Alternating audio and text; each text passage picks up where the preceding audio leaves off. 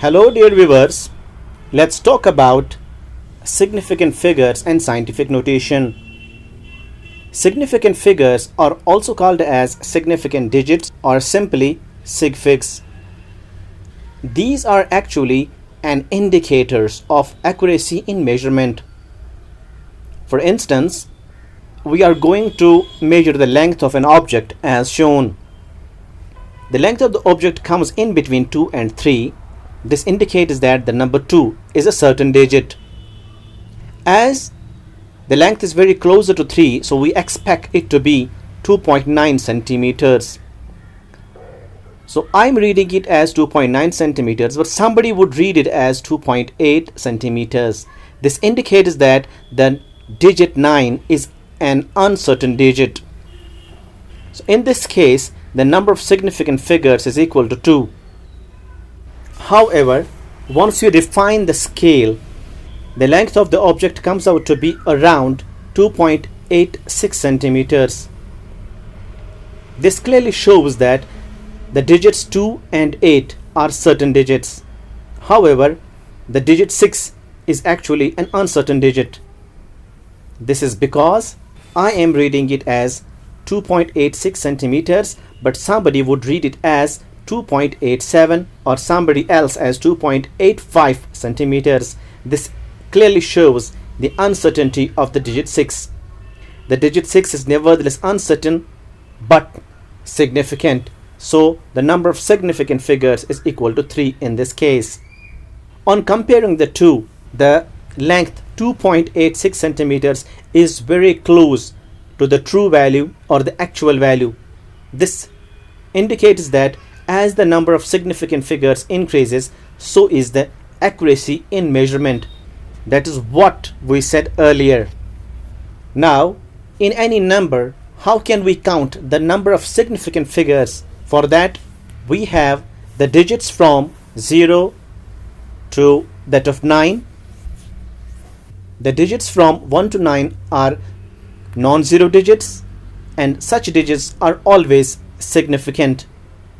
Now, the digit 0 has been classified into 3 categories. The first category is leading zeros. These are the zeros which are placed before a non-zero digit. For example, if you have a number 0.0023, in this case, there are 3 zeros before a non-zero digit 2. Therefore, these zeros are called as leading zeros, and these leading zeros are always non-significant. Second category is trapped zeros. These are the zeros which are placed in between 2 non-zero digits. So we can say as if they are trapped between 2 non-zero digits. For instance, we have a number 0.2003. In this case, the 2 zeros which are in between 2 and 3 are known as trapped zeros. Such zeros are always significant. Now the third category is trailing zeros, which are the zeros placed after a non-zero digit. For instance, we have 0.2300. The 2 zeros as shown are after a non-zero digit, that is 3. So such zeros are called as trailing zeros, and these zeros can be either significant or ambiguous. Now, whether such zeros are significant or ambiguous, this is decided by the presence of decimal point in that number. These zeros will be significant if the number possesses a decimal point. For example, in this case, there is a decimal point, so the 2 zeros will be significant. However, it can be ambiguous also if the number does not possess a decimal point. For example, we have 2300. In this case, there is no decimal point at all, so the 2 zeros are ambiguous. Now, the word ambiguous here indicates that they could be significant or they could be non-significant also. How to identify whether they are significant or non-significant? For that particular purpose, we need to look at the scientific notation. So, scientific notation is actually a way to express very large or very small numbers, and this is expressed as n into 10 raised power n, where n is a decimal number having a single non-zero digit before a decimal point. For example, this number can be represented in this form. Clearly, as you see, the figure 1.2 contains a decimal point, and before a decimal point there is a single non-zero digit. So this clearly tells us that this notation is a scientific notation, and in this notation the first term, that is the n, is significant, while as the tens power is actually a non-significant term. Moreover, exact numbers have infinite number of significant figures. For example, if you just talk of dozen, that is 12, so it's an exact number. Such numbers can be written as 12.000, so many zeros as you can add to it, so it's having an infinite number of significant figures.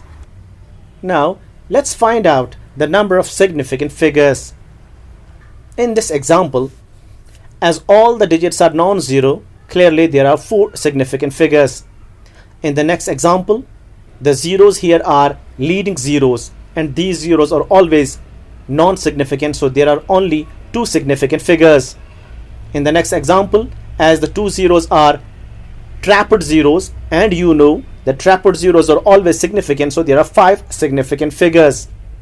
In the next example, we have 2 zeros which are trailing zeros, and trailing zeros can be either significant or ambiguous depending upon the presence of decimal point. So in this case, as there is the presence of decimal point, these are the significant zeros, so in total we have 5 significant figures. In this case, we have 2 trailing zeros also, so the number of significant figures in this are ambiguous, so we need to convert it to a scientific notation. That's here 2.32 into 10 to the power 4, so we have in this case 3 significant figures. If you convert it in this form, we have therefore 4 significant figures. So depending upon how you write it in scientific notation, accordingly you have the number of significant figures. So this was all about how can you count the number of significant figures and what actually it means. So now I am asking you to write in comments the number of significant figures in Planck's constant, electron charge, Avogadro's number, Boltzmann constant, and if you have 100 rupees. Do let me know in the comment section. Thank you very much.